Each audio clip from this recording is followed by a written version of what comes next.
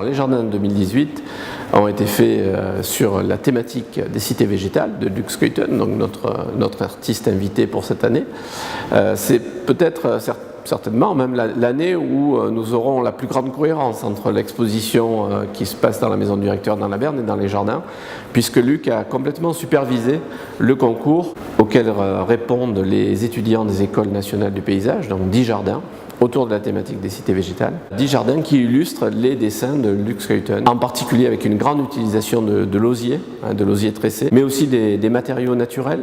Donc on va à la fois découvrir dans ces jardins une nouvelle façon de vivre, et puis surtout des jardins très esthétiques, très beaux, où la nature prend tous ses droits, effectivement, et où des formes architecturales assez ambitieuses ne sont réalisées qu'avec du végétal.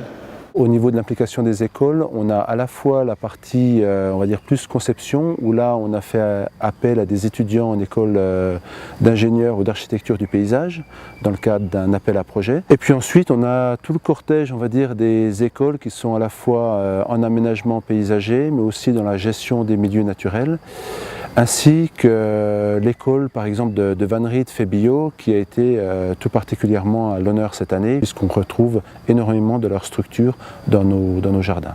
Ils sont presque présents je crois, dans 8 jardins sur 10. Le travail de Luc Skeuten, à chaque fois on est dans de l'architecture végétale et rien ne se prête mieux à cette architecture que le sol vivant.